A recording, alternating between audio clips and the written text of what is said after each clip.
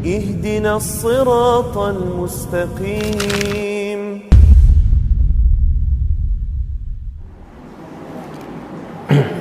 Bismillahirrahmanirrahim. Assalamualaikum warahmatullahi wabarakatuh.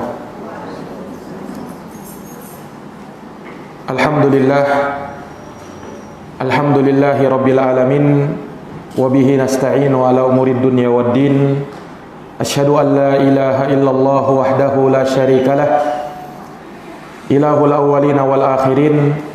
Wa asyhadu anna Muhammadan abduhu wa rasuluhu shadiqul amin, sallallahu alaihi wa ala alihi wa sahbihi wa man tabi'ahum bi ihsanin ila yaumiddin wa sallama tasliman katsira, amma ba'd.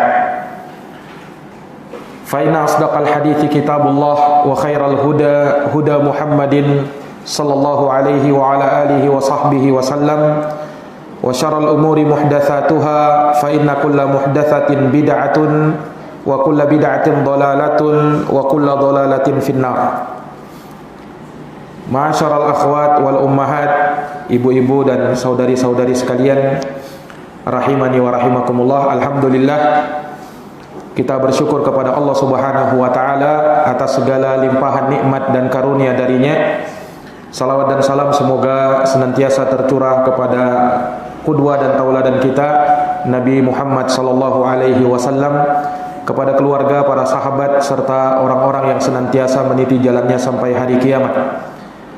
Ibu-ibu dan saudari-saudari, para akhwat, para ummahat, azani Allah wa iyyakunna. Pada pagi hari yang berbahagia ini, dengan taufik dari Allah Subhanahu wa taala, kita dapat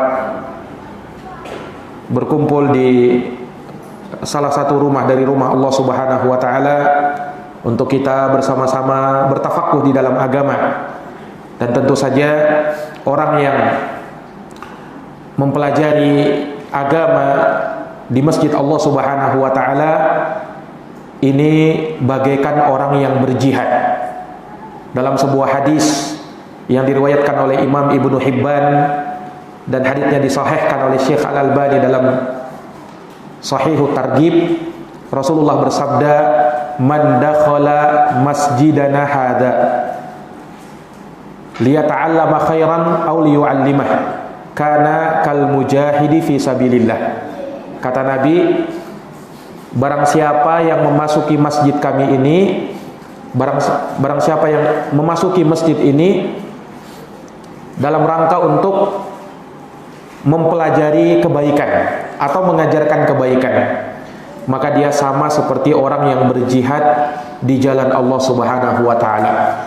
Maka semoga Allah Subhanahu wa taala menulis langkah kita ke tempat ini sebagai suatu kebaikan, sebagai suatu pahala yang dengannya kita akan melihatnya sebagai suatu keutamaan nanti tatkala pada hari kiamat. Dan kita bermohon kepada Allah Subhanahu wa taala sebagaimana mengumpulkan kita di tempat yang mulia ini, semoga kelak Allah Subhanahu wa taala pun mengumpulkan kita di dalam surganya yang penuh dengan kenikmatan. Amin ya rabbal alamin.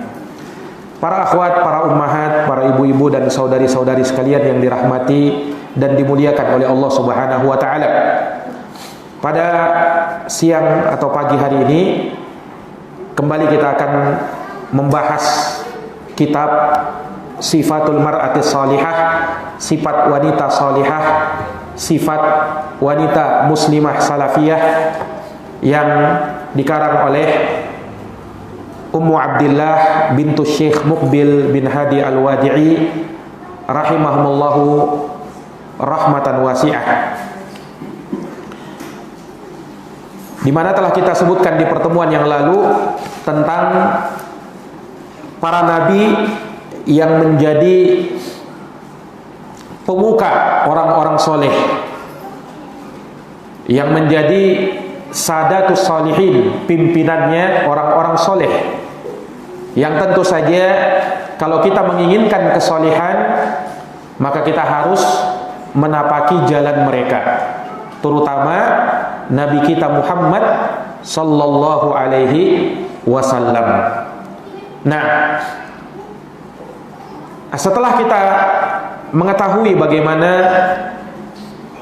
para nabi dan para rasul dengan sifat kemuliaan mereka, mereka menjadi pimpinannya orang-orang soleh. Kita pun bertanya-tanya, apa kemuliaan, apa pujian untuk orang-orang soleh?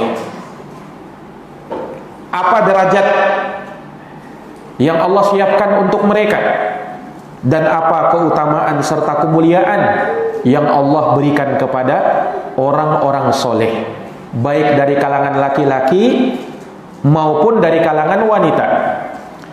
Dan kita akan sebutkan juga nanti kisah wanita solehah yang sudah mendapatkan jaminan surga,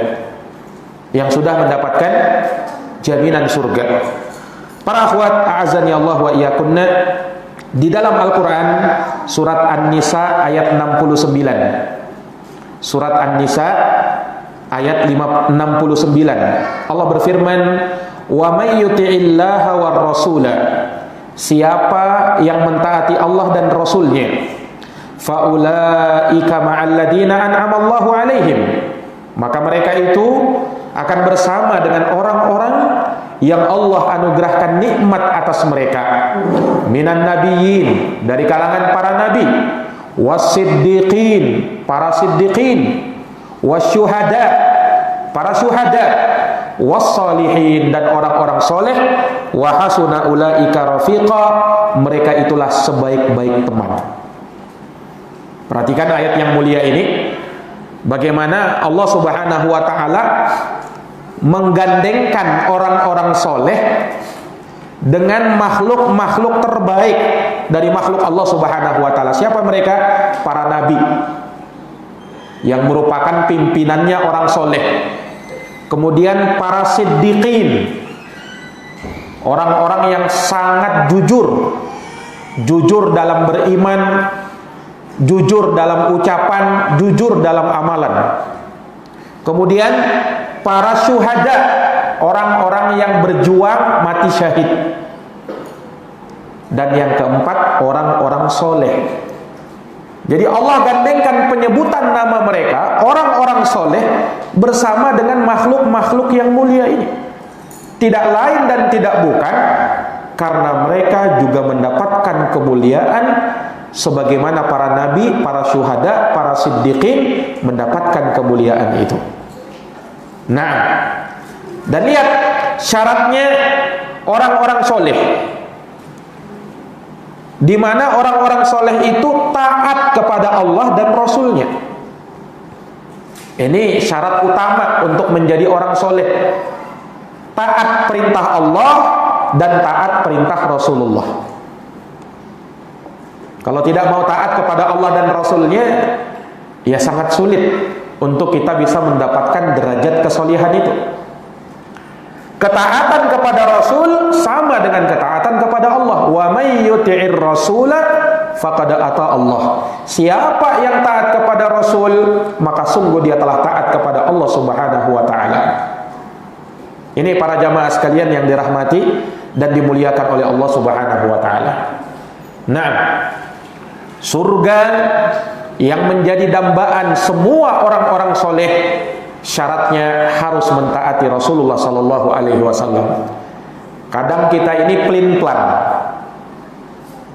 pengennya mau masuk surga, tetapi perbuatannya justru seakan-akan menunjukkan tidak mau masuk surga.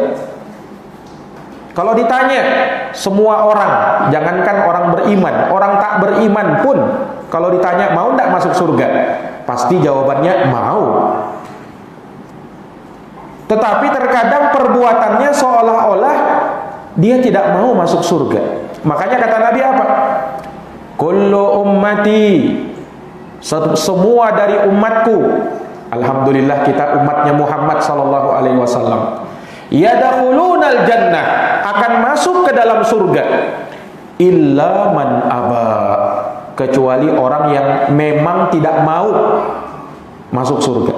Jadi umatnya Nabi Muhammad sallallahu alaihi wasallam pasti masuk surga, kecuali memang yang tidak mau. Sahabat pun bertanya-tanya, loh kok bisa ada yang tidak mau masuk surga, itu bagaimana ceritanya? Mereka pun tanya, "Ya Rasulullah, wa may ya'ba?" Siapa ya kiranya yang tidak mau masuk surga itu? Maka kata Rasulullah, "Man ata'ani dakhalal jannah wa man asani faqad aba." Siapa yang taat kepadaku, maka dialah yang mau masuk surga. Namun siapa yang bermaksiat kepadaku, dia yang tidak mau masuk surga. Ini jamaah sekalian yang dirahmati dan dimuliakan oleh Allah Subhanahu wa taala.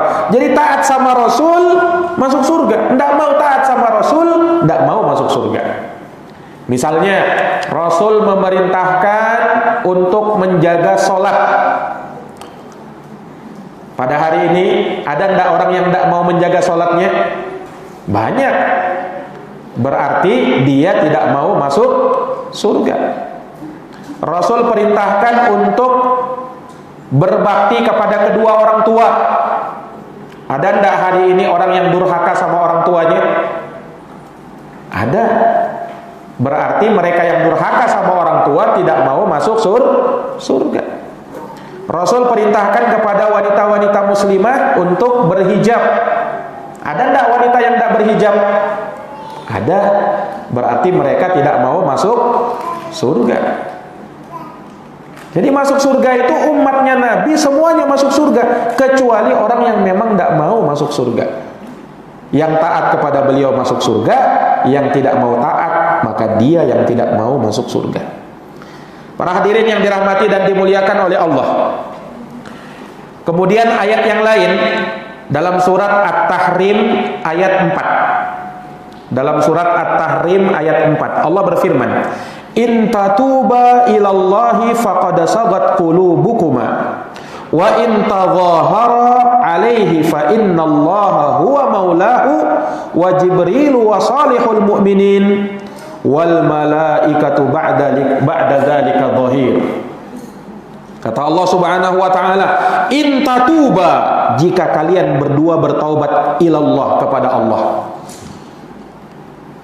faqad sagat qulubukuma, maka sungguh hati-hati kalian berdua telah condong untuk menerima kebaikan.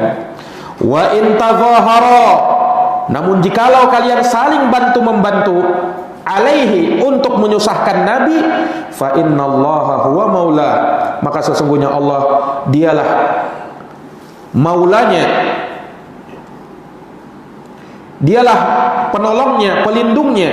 Wa Jibrilu, demikian pula malaikat Jibril, wa salihul mu'minin, dan orang solehnya kaum mukminin. Wal malaikatu ba'da dzalika dhahirun, bahkan para malaikat setelah itu juga akan menjadi penolong. Dalam surat At-Tahrim ayat 4. Ayat ini Allah sebutkan tentang dua orang yang bertaubat kepada Allah, yang mana sungguh hati-hati mereka condong untuk menerima kebaikan itu. Siapa dua orang ini yang dimaksud ini?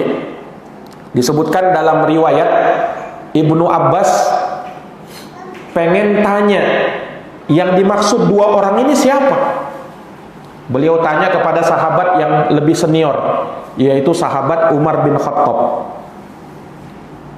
Tetapi karena Umar sangat sibuk, ya, ketika itu Rasul sudah meninggal dunia. Umar menjadi khalifah. Umar sibuk karena urusan negara, urusan kaum muslimin, sehingga Ibnu Abbas menahan, ya, dan bersabar menunggu kesempatan supaya bisa bertanya langsung kepada Umar. Pas dapat kesempatan, Ibnu Abbas tanya, "Wahai Umar, siapa yang dimaksud dengan ayat surat At-Tahrim ayat 4 ini? Di mana Allah menyebutkan jikalau kalian berdua taubat kepada Allah, niscaya yang sungguh hati-hati kalian itu memang sebenarnya sudah condong kepada kebaikan. Tapi kalau kalian berdua saling bantu-membantu untuk menyusahkan Nabi, maka Allah yang menjadi pelindung Nabi. Malaikat yang menjadi pelindung Nabi, Jibril, orang-orang soleh dari kalangan kaum mukminin, dan seluruh para malaikat yang menjadi pelindung. Nah, siapa yang dimaksud dengan dua orang ini? Umar menjawab, yang dimaksud adalah Aisyah radhiyallahu anha dan Hafsah radhiyallahu anha. Aisyah dan Hafsah, dua istri Nabi sallallahu alaihi wasallam, anak Abu Bakar yaitu Aisyah binti Abu Bakrin, dan anak putrinya Umar, Hafsah bintu Umar ibn al-Khattab radhiyallahu taala anha. Perhatikan jamaah sekalian yang dirahmati oleh Allah. Lihat, wanita yang sekelas Aisyah saja, ibunda kaum mukminin, wanita yang sekelas Hafsah yang juga ibunda kaum mukminin, Allah sebutkan, jikalau kalian bertaubat kepada Allah. Artinya apa? Mereka pernah melakukan kesalahan. Karena tidak ada wanita yang luput dari yang namanya dosa. Sesempurna apapun dia, pasti pernah berdosa, pasti pernah melakukan kesalahan. Tidak ada yang sempurna. Makanya Allah Subhanahu wa taala menginginkan dari kita bukan sama sekali tidak pernah berbuat dosa, karena itu mustahil. Ada orang yang tidak pernah berbuat dosa, mustahil. Tidak ada yang seperti itu. Yang Allah inginkan dari kita, kalau kita sudah berbuat dosa, sadar kita tahu kita berbuat dosa, maka kita harus segera istighfar, harus segera taubat, harus segera mengakui kesalahan dan dosanya. Itu orang yang terbaik. Makanya Nabi bersabda apa? Kullu bani Adam khata. Semua anak cucu Adam pasti punya salah. Wa khairul khata'ina tawwabun, dan sebaik-baik orang yang salah adalah orang yang mau bertaubat kepada Allah Subhanahu wa taala. Inilah yang ditunjukkan dalam ayat ini. Bagaimana ibunda Aisyah dan ibunda Hafsah radhiyallahu anhuma mereka bertaubat kepada Allah, dan Allah tahu mereka memang condong hatinya kepada kebaikan. Tapi Allah ingatkan, kalau mereka menyusahkan Nabi, maka Allah yang menjadi pelindungnya Nabi, Jibril yang menjadi pelindungnya Nabi, orang-orang soleh dari kalangan orang yang beriman menjadi pelindung Nabi. Ini juga keutamaan yang lain ini. Bagaimana Allah gandengkan juga orang yang beriman, orang solehnya beriman, mereka senantiasa melindungi Nabi Shallallahu Alaihi Wasallam. Kalaulah di zaman dulu, ya, waktu Nabi masih hidup, orang beriman melindungi Nabi, menjaga Rasulullah Shallallahu Alaihi Wasallam. Nah, kalau sekarang Rasulullah SAW-nya sudah tiada, sudah meninggal dunia, sudah wafat. Bagaimana caranya kita membela Nabi, melindungi Nabi? Kita jaga agama Rasulullah. Kita bela sunnahnya Rasulullah Sallallahu Alaihi Wasallam. Kita hidupkan sunnahnya Rasulullah Sallallahu Alaihi Wasallam. Itu caranya membela Nabi. Sama seperti menolong Allah. Oh, bagaimana caranya menolong Allah? Apakah Allah butuh dengan pertolongan? Tentu tidak. Allah tidak butuh dengan pertolongan, justru kita yang butuh pertolongan. Tapi dalam ayat Allah berfirman, "In tansurullaha yansurkum wa yutsabbit aqdamakum."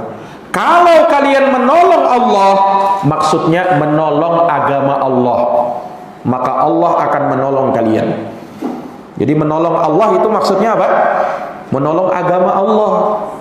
Yakni kita pelajari agama ini, kita amalkan agama ini, kita dakwahkan dia, dan kita bersabar berada di atasnya. Apa yang kita lakukan sekarang ini salah satu upaya kita menolong agama Allah. Kita belajar agama. Untuk apa kita belajar? Niatkan supaya mengangkat kejahilan dari dalam diri kita. Itu orang yang ikhlas. Jadi para ibu-ibu, para saudari-saudari sekalian, hadir di tempat ini niatnya harus diluruskan dulu. Tidak ada niatan lain. Jangan niatan datang ke majelis ilmu, tidak ada maksudnya ya, kecuali sekedar ikut-ikutan atau ada maksud dan tendensi tertentu, enggak. Atau cuman reunian, jangan. Niatkan kita datang ke tempat ini untuk belajar, menuntut ilmu, mengangkat kejahilan dari dalam diri kita. Kita ini kan orang-orang yang jahil, belum tahu apa-apa. Makanya kita butuh belajar, kita butuh tahu ilmunya. Setelah kita tahu, amalkan dia. Setelah kita amalkan, dakwahkan dia. Dan kita terus bersabar. Sabar dalam menuntut ilmu, sabar dalam mengamalkan ilmu, sabar dalam mendakwahkan ilmu. Ini para akhwat, para ummahat, a'azani Allah wa iyyakum. Berikutnya ayat yang ketiga, Allah berfirman dalam surat Al-Ankabut ayat 9. Dalam surat Al-Ankabut ayat 9, Allah Subhanahu wa taala menyebutkan keutamaan orang-orang soleh dalam ayat ini. Al-Ankabut ayat 9. Allah berfirman, "Walladzina amanu," dan orang-orang yang beriman, "wa amilus sholihat," dan beramal dengan amalan soleh, "lanudkhilannahum fis sholihin," kami akan masukkan mereka ke dalam barisan orang-orang soleh. Perhatikan, mau masuk ke dalam barisan orang-orang solihin, solihat, mau menjadi masuk ke dalam golongan orang-orang solihin dan solihat, lakukan dua ini. Apa itu? Pertama, iman. Yang kedua, amal soleh. Tidak mungkin kita bisa menjadi soleh dan solehah kalau tidak beriman, Pak. Kalau tidak beriman, para ibu-ibu sekalian, iman itu yang menjadi dasar. Nah, untuk menumbuhkan iman, bagaimana caranya kita menumbuhkan iman? Caranya belajar. Makanya ulama menafsirkan terkait dengan surat Al-Asr itu, illal ladzina amanu, kecuali orang-orang yang beriman. Maksudnya beriman ilmu. Orang-orang yang berilmu. Sebab dengan ilmu akan melahirkan iman. Apa yang mau kita imani kalau kita belum tahu ilmunya? Iya kan? Apa yang mau kita imani kalau kita belum tahu ilmunya? Harus belajar dulu, harus tahu ilmunya dulu, baru kita bisa beriman. Ini para akhwat, para ummahat, a'azani Allah wa iyyakum. Ya, kembalinya kepada ilmu lagi. Makanya ya, perlu kita catat bahwa dasar untuk menjadi orang soleh dan solehah harus belajar. Dasar untuk menjadi orang soleh dan solehah harus belajar, nuntut ilmu. Itu caranya menjadi orang soleh. Bagaimana caranya dia mau menjadi soleh sementara dia tidak pernah belajar, tidak pernah nuntut ilmu, tidak pernah menghadiri majelis ilmu, tidak pernah mau mendengarkan kajian-kajian ilmiah? Sulit mau menjadi orang soleh kalau begitu. Ini dasarnya kesolihan. Iman tumbuh dari situ. Dan amalan juga dasarnya dari ilmu. Karena amalan kalau tidak didasari oleh ilmu, tidak diterima oleh Allah. Ini para akhwat azani Allahu wa iyyakum. Akan tetapi setelah kita tahu ilmunya, harus apa? Harus diamalkan. Ada juga orang itu semangat nuntut ilmu. Nuntut ilmu semangat luar biasa dia. Tetapi kalau sudah mengamalkan ilmu, ini jadi malas dia mau mengamalkan ilmu. Semangat nuntut ilmu tapi beramal tidak semangat. Harusnya itu berjalan bersamaan. Nuntut ilmunya semangat, beramal juga harus semangat. Jangan berat sebelah. Nuntut ilmunya semangat, beramalnya tidak semangat. Ada juga orang beramal semangat, nuntut ilmu tidak semangat. Harusnya dua-dua, semangat nuntut ilmu, semangat juga beramal, mengamalkan ilmu. Ini para akhwat azani Allahu wa iyyakum. Berikutnya ayat yang keempat, surat Al-Anbiya 105. Al-Anbiya 105. Allah berfirman, wa qala azza wa jal, wa laqad katabna fiz zabur. Sungguh kami telah tetapkan dalam kitab Zabur, salah satu kitab yang Allah turunkan kepada Nabi Daud alaihissalam. Sungguh kami telah tetapkan di dalam kitab Zabur mim ba'di dzikri, yaitu setelah dituliskan di Lauhul Mahfuz annal arda, bahwasanya bumi Allah Subhanahu wa taala yarithuha ibadiyas sholihin, akan diwarisi oleh hamba-hambaku yang soleh. Perhatikan ayat ini. Sungguh kami telah tetapkan dalam kitab Zabur, kata Allah, setelah tertulis dalam kitab Lauhul Mahfuz, bahwa bumi Allah diwariskan kepada hamba-hambanya yang soleh. Menunjukkan bumi ini akan apa? Akan dikuasai oleh mereka-mereka yang solihin. Maksudnya bagaimana? Dijelaskan oleh para ulama seperti Imam As-Sa'di rahimahullahu taala, yahtamilu annal murada al-istikhlaf fil ardi. Ada kemungkinan ayat ini maksudnya adalah pergantian. Ini manusia ini kan tidak selama-lamanya kekal abadi. Setelah generasi ini selesai, datang generasi berikutnya. Nah, itu maksudnya pergantian generasi. Wa anna salihina yumakkinullahu lahum fil ard. Dan orang-orang soleh Allah kokohkan kedudukan mereka di muka bumi. Wa yuwallihim 'alaiha, dan Allah menjadi wali atas mereka. Ya, hal ini sebagaimana firman Allah, wa adallahu alladhina amanu wa amilus solihat. Allah berjanji kepada orang-orang yang beriman dan beramal soleh, la yastakhlifannahum fil ard. Allah akan jadikan mereka khalifah di muka bumi ini, yang memimpin di muka bumi ini, kama stakhlafal ladina min qablihim, sebagaimana orang-orang sebelum mereka menjadi khalifah di muka bumi ini. Nah, ini para hadirin yang dirahmati oleh Allah. Dan sebagian mengatakan maksudnya di sini bahwa bumi diwariskan oleh Allah kepada hamba-hambanya yang soleh.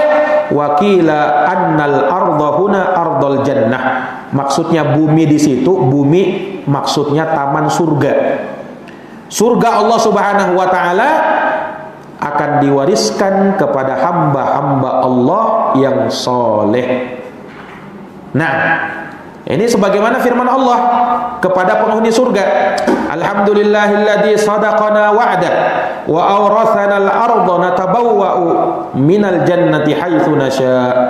Kata Allah Subhanahu wa taala, segala puji bagi Allah yang telah memenuhi janjinya kepada kami. Ini ucapan penghuni surga, memuji Allah yang telah memenuhi janjinya kepada kami. Wa awrathanal arda, dan ia telah mewariskan kepada kami tempat ini, yaitu surga. Allah katakan surga itu dengan al-ard. Al-ard secara bahasa artinya bumi. Masuk di dalamnya tempat. Nah, tempat di situ maksudnya apa? Surga. Natabawwa'u minal jannati haitsu nasya. Kami dipersilahkan untuk menepati surga tersebut dimanapun kami kehendaki. Subhanallah, surga itu sangat luas. Nah, ternyata Allah Subhanahu wa taala berikan kepada mereka-mereka yang soleh. Bayangkan ibu-ibu sekalian, para akhwat, para saudari-saudari sekalian, surga itu saking luasnya, ya, saking luasnya surga Allah Subhanahu wa taala itu, orang masuk surga, ya, dia bisa menempati sama seperti raja di dunia dikali 50 kali lipat. Berapa? Dikali 50 kali lipat. Itu untuk satu orang. Seperti raja di dunia dikali 50 kali lipat. Dan itu kata Nabi SAW, derajat penghuni surga paling rendah. Paling rendahnya aja begitu. Bagaimana yang paling tingginya? Disebutkan dalam hadis, ada penghuni surga yang paling terakhir mau masuk surga. Paling terakhir dia. Kenapa paling terakhir? Karena dia sebelum masuk surga mampir dulu di neraka. Karena dosanya lebih banyak, disiksa dulu dalam neraka. Nah, tapi dia karena beriman dikeluarkan dari neraka, ya. Kemudian mau dimasukkan ke surga. Ketika dia mau masuk surga, dia tidak langsung masuk surga. Dia bertanya kepada Tuhannya, "Ya Rabbi, wahai Tuhanku, bagaimana aku mau masuk surga? Sementara ya ini para penghuni surga sudah menempati tempat mereka masing-masing, dan mereka sudah mengambil bahagiannya masing-masing. Untukku di mana wahai Allah? Dikiranya surga itu ya kayak kapling-kaplingan sudah penuh, dikiranya begitu. Maka Allah berfirman kepadanya, wahai hambaku, atardo ayyakuna laka mislu mulki malikin min mulukid dunya. Wahai hambaku, sudikah kamu kiranya, ridokah kamu kiranya kalau kamu menempati surga luasnya seperti seorang raja yang punya kerajaan seperti di dunia? Ditawarkan seperti itu dia, mendapatkan surga sama seperti raja di dunia. Kata orang ini, raditu ya Rabb, iya aku ridho ya Rabb. Siapa kira-kira tidak mau kalau ditawarkan menjadi raja sama seperti raja di dunia? Allah berfirman kepadanya, bagimu semisal itu, semisal itu, semisal itu, semisal itu, semisal itu, 5 kali lipat. Jadi dia mendapatkan seperti raja di dunia dan 5 kali lipat lagi. Orang ini mengatakan, langsung berkata, raditu ya Rabb, aku sudah ridho wahai Tuhanku.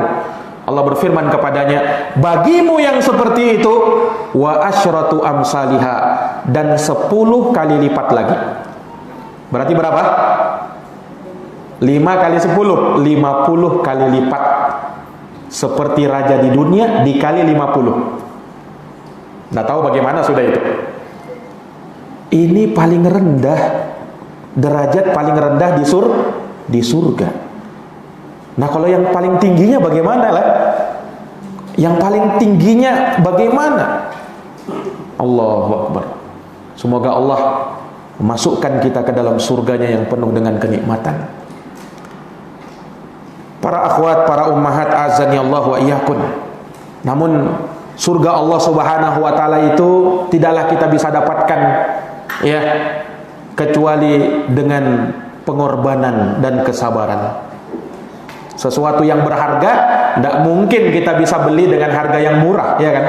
Kita bisa paham di dunia ini saja, semakin dia berharga semakin mahal.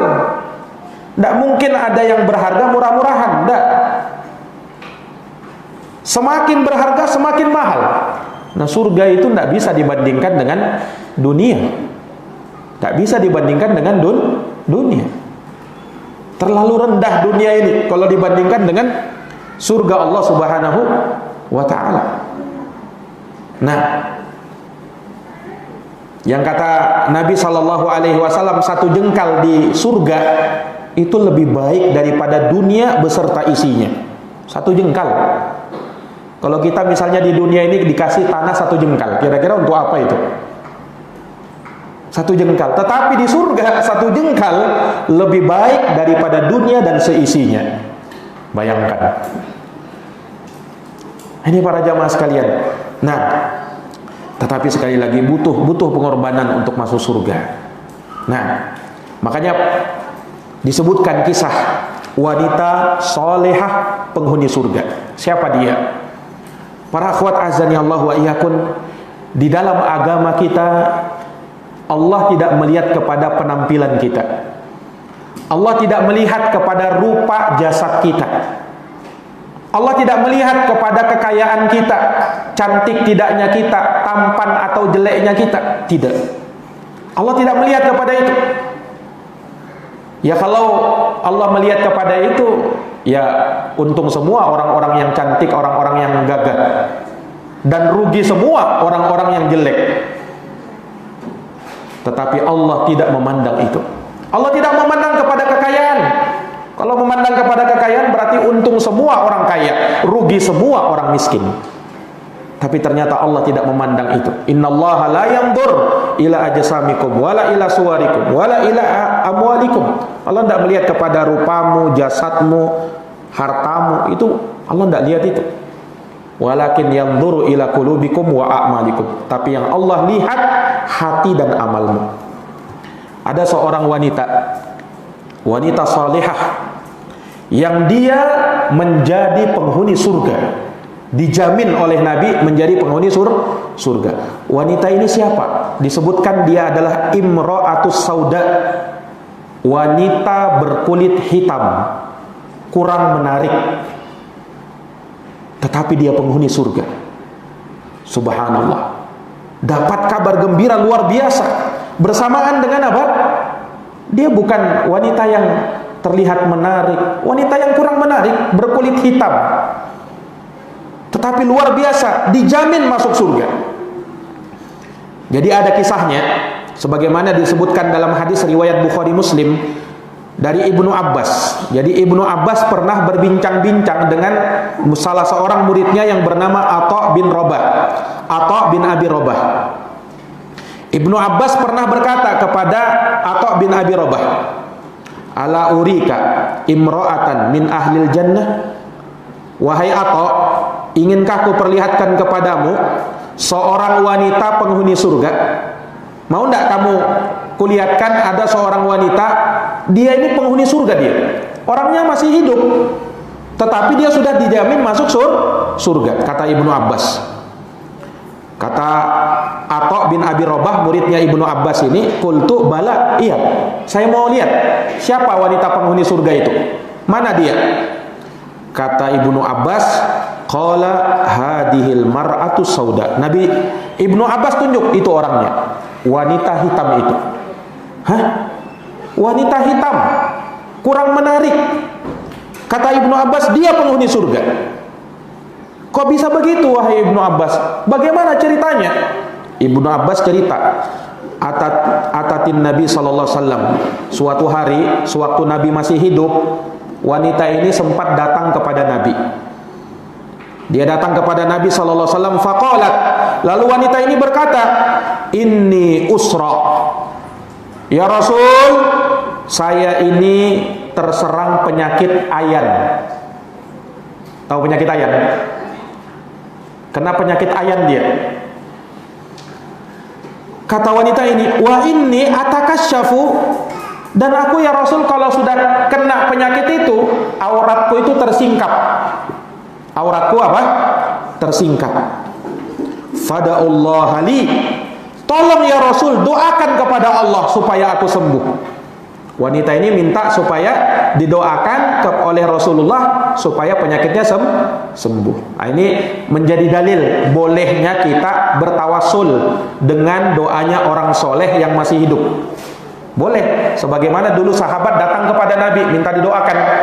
Nah, sekarang pun boleh. Misalnya kita datangi orang soleh, tolong doakan saya. Atau ada misalnya teman keluarga kita yang mau berangkat haji, berangkat umroh. Nah, karena kalau di sana doanya makbul, kita titip doa misalnya. Boleh. Tolong doakan saya ya. Nah, boleh. Itu diperbolehkan. Sebagaimana wanita ini meminta kepada Nabi supaya didoakan kesembuhan. Maka Nabi bersabda, lihat, kata Nabi SAW kepada wanita ini, "In syi'ti sobarti walakil jannah." Kalau kamu mau, aku doakan kamu. Taib. Wa in syi'ti sobarti walakil jannah, wa in syi'ti da'autullaha ayyu'afiyaki faqalat isbir. Faqalat asbir. Kata Rasulullah, kalau kamu mau, wahai wanita, kalau kamu mau saya doakan dan Allah akan sembuhkan penyakitmu. Tapi kalau kamu mau yang lebih bagus, kamu sabar saja dan bagimu surga. Kata Nabi begitu. Kalau jadi diperhadapkan dengan dua pilihan wanita ini. Kalau mau didoakan oleh Nabi dan sembuh. Karena doanya Nabi mustajabah. Tapi kalau mau yang lebih bagus, kamu sabar, bagimu surga. Mendengarkan itu, wanita ini langsung berkata, "Asbir ya Rasulullah." Kalau begitu, saya sabar aja ya Rasulullah. Kalau jaminannya surga, saya mau sabar aja ya Rasulullah. Nah, akhirnya dia memilih supaya apa? Tetap ya menderita penyakit itu dan dia apa? Bersabar. Tapi subhanallah, perhatikan wanita ini. Sudah mendapatkan jaminan itu, dia mengatakan, perhatikan ya, wanita hitam yang kurang menarik, Tapi dia meminta kepada Nabi SAW, "Ya Rasulullah, inni atakasyafu." Tapi ya Rasul, saya ini kalau terkena penyakit itu, penyakit ayan itu, auratku bisa tersingkap. Ya Rasul, tidak usah doakan aku sembuh, tidak usah. Fada'ullaha, tapi doakan kepada Allah, li, untuk saya, alla atakasyafu, supaya jangan sampai auratku tersingkap. Tatkala apa? Tatkala terkena penyakit tadi, terserang penyakit tadi. Karena kan kalau orang sudah kena penyakit ayan itu kan tidak sadar kan? Tidak sadar auratnya bisa tersingkap, dan dia seorang wanita. Subhanallah. Ini luar biasanya di sini. Maka Nabi SAW pun mendoakannya supaya auratnya tidak tersingkap. Dan semenjak itu, ketika dia terserang penyakit ayan, auratnya tidak pernah tersingkap. Karena berkah doanya Nabi SAW. Yang menjadi syahid di sini, wahai para akhwat, para ummahat, perhatikan wanita ini. Dia meminta kepada Nabi SAW supaya apa? Auratnya jangan tersingkap. Perhatikan, supaya auratnya tidak tersingkap. Padahal, kalaupun auratnya tersingkap, saya mau tanya, kalaupun auratnya tersingkap, dosa dia atau tidak? Dia berdosa atau tidak kalau auratnya tersingkap? Tidak berdosa, ya kan? Kenapa tidak berdosa? Karena tidak sengaja. Beda kalau menyingkap aurat dengan sengaja. Tapi subhanallah, wanita ini minta supaya auratnya jangan dilihat sama orang, sekalipun tidak berdosa sebenarnya, karena tidak sengaja, ya kan? Kemudian perhatikan, wanita ini walaupun keadaannya seperti itu, dia wanita hitam, mungkin kurang menarik, tetapi subhanallah, dia tetap menjaga auratnya. Menunjukkan bahwa hijab ini bukan hanya khusus untuk wanita-wanita cantik. Seluruh wanita dianjurkan, disyariatkan, diwajibkan untuk memakai hijab. Nah, ini para akhwat azani Allahu wa iyyakum. Perhatikan bagaimana wanita ini betul-betul mempunyai sifat malu yang luar biasa. Bandingkan dengan perempuan-perempuan yang menganggap dirinya cantik pada hari ini. Lihat bagaimana mereka membuka auratnya, berjalan kemana-mana dengan memakai minyak wangi yang paling harum.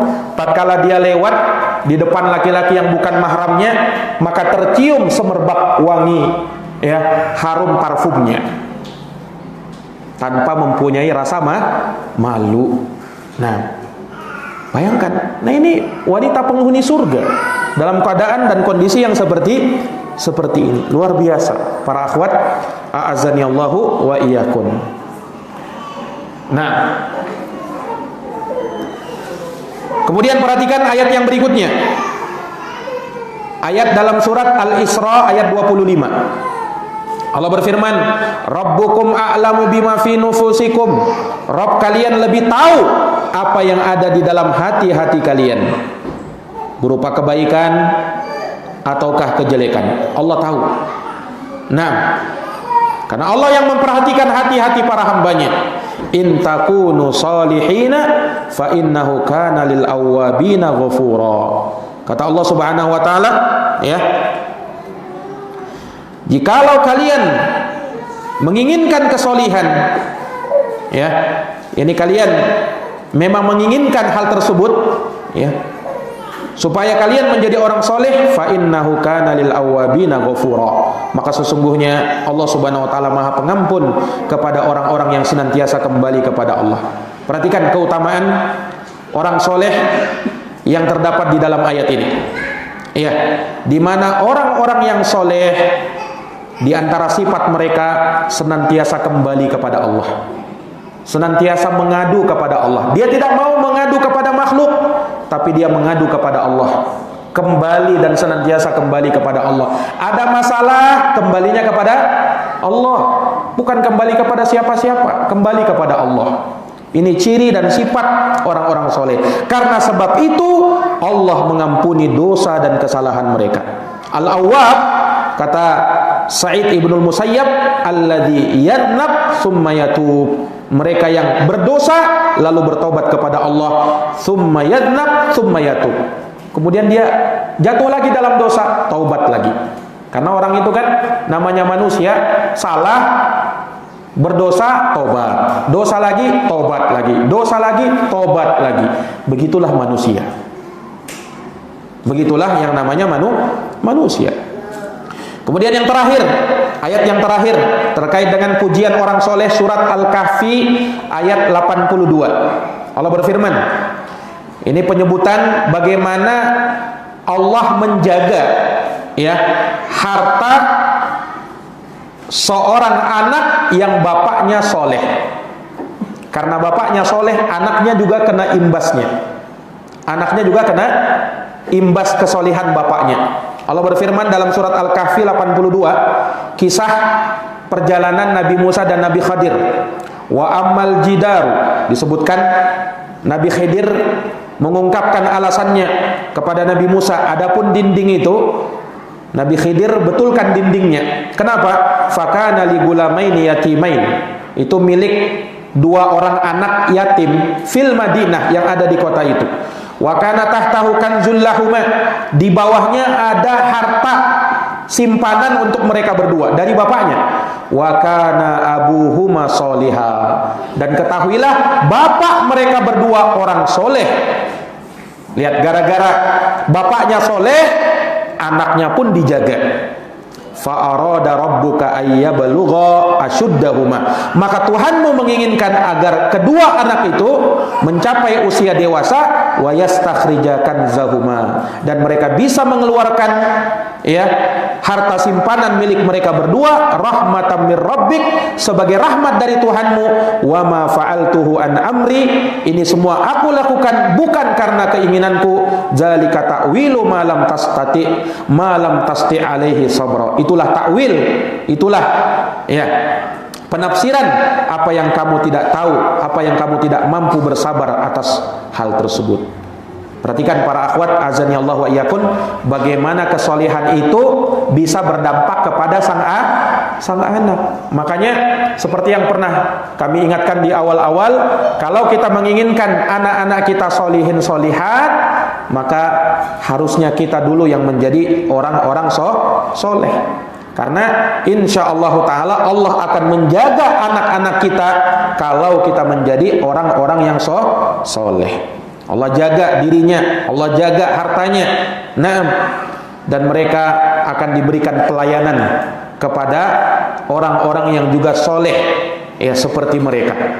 Nah, bagaimana sampai Nabi Khidir alaihi salam membantu ya orang tersebut, bapaknya sudah meninggal. Nah, khawatir nanti hartanya diambil sama orang-orang, maka didirikan bangunannya supaya tegak lagi, supaya orang tidak bisa bongkar-bongkar ya harta karun yang ada di situ, harta simpanan yang ada di situ. Nah, maka ayat yang mulia ini dalam surat Al-Kahfi ayat 82 ya memberikan pelajaran kepada kita bahwa kesolihan ini akan membuahkan kebaikan bagi anak keturunan kita.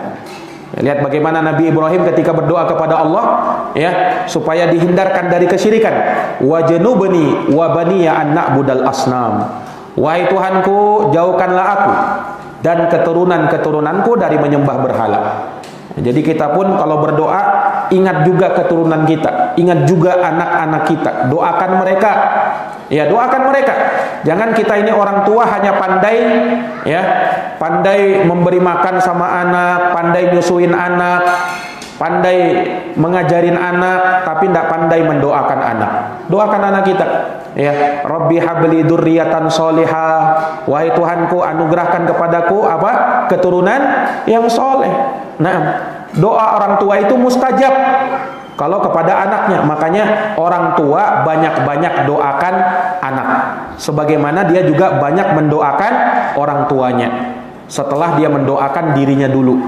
Nah, doakan orang tua kita, doakan anak-anak kita supaya mereka semua menjadi solihin dan solihat. Para akhwat azani Allah wa iyyakum, demikian mungkin yang bisa kami sampaikan terkait dengan kesolihan ya. Semoga bermanfaat. Hadanallahu wa iyyakunna, hadanallahu wa iyyakum ajma'in. Subhanakallahumma wa bihamdik, asyhadu an la ilaha illa anta, astaghfiruka wa atubu ilaik. Walhamdulillahirabbil alamin. Assalamualaikum warahmatullahi wabarakatuh.